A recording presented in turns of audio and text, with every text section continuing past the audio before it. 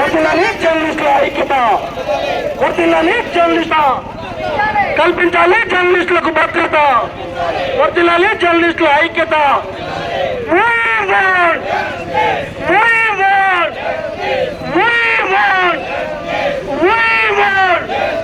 వర్ధిల్లాలి జర్నలిస్టుల ఐక్యత. ఇక్కడ కూడా గత ప్రభుత్వం మనం చూసాం, అదుగో ఇళ్ల స్థలం వరంగల్లో వచ్చి ఖమ్మం వాళ్ళ కంటే మత్తులే ఇళ్ల స్థలాలు ఇస్తారని చెప్పారు ముఖ్యమంత్రి గారు, గత ముఖ్యమంత్రి గారు. ఖమ్మం వచ్చి వరంగల్లో వాళ్ళకంటే ఇంకా మంచిగా ఇస్తారని చెప్పారు. అట్లా ఏం జాగ్రత్తగా వాళ్ళకంటే మంచిగా వీళ్ళకంటే మంచిగా చెప్పారు. కానీ 10 ఏళ్లలో మనకు ఇంటి జాగా జగన్ కూడా ఇవ్వలేదు. మన అందరం ప్రజా ప్రభుత్వాన్ని కాంగ్రెస్ ప్రభుత్వాన్ని గెలిపించుకున్నాం. ఈ ప్రభుత్వం కూడా ఎన్నికల మేనిఫెస్టోలో హామీ ఇచ్చింది. ఆ హామీ మేరకు మనం అందరం పార్టీలకు అతీతంగా మన ఎజెండాను పక్కకి మన ఆత్మగౌరవ ప్రతి ఇళ్ల స్థలం వస్తుందని చెప్పి మనందరం ప్రజా ప్రభుత్వాన్ని మొదలుపెట్టుకుని గెలిపించాం. ప్రభుత్వం వచ్చిన తర్వాత ఇప్పటి వరకు కూడా ఆ కమిటీ ఈ కమిటీ అంటూ కాలయాపన చేస్తుంది. కానీ చిత్తశుద్ధితో జర్నలిస్టుల ఇళ్ల స్థలాల కోసం, జర్నలిస్టుల హక్కుల కోసం ప్రయత్నం చేసిన దాఖలా లేదు.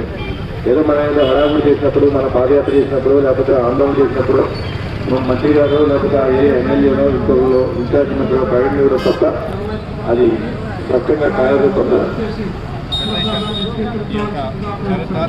తీసుకొని జిల్లాలోని జర్నలిస్ట్ అందరికీ, రాష్ట్రంలోని జర్నలిస్ట్ అందరికీ మార్గదర్శకంగా ఇచ్చినందుకు ఖమ్మం జిల్లా ఫెడరేషన్ టీంని రాష్ట్ర కమిటీ తరఫున ప్రత్యేక అభినందనలు తెలుపుతున్నారు. ప్రత్యక్ష ఆందోళనలతో పాటు నిన్నటికి నిర్వహణ దృష్టి కూడా జిల్లా కమిటీ ఇప్పటికే చెప్తుంది.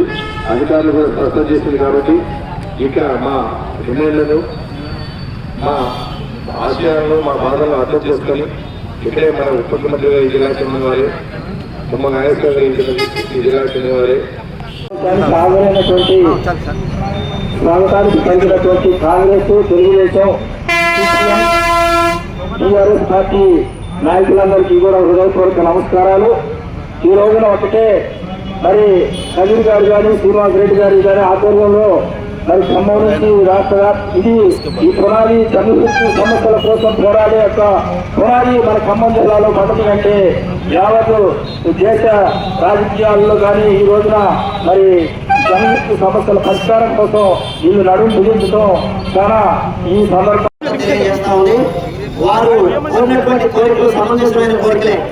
కాబట్టి దీన్ని ప్రభుత్వం ఆలోచన చేసి వారికి వీరు జర్నలిస్టులు అనేవారు అన్ని పార్టీల్లో ఉంటారు, అన్ని కులాలు, అన్ని మతాల్లో ఉంటారు. కాబట్టి వారి యొక్క కేవల స్థితిగతులు మెరుగుపట్టడం కోసం వారు కోరేటటువంటి ఈ న్యాయమైన సమస్యని ప్రభుత్వం వెంటనే పరిష్కరించాలని కోరుకుంటూ ఈ అవకాశం ఇచ్చినందుకు ధన్యవాదాలు.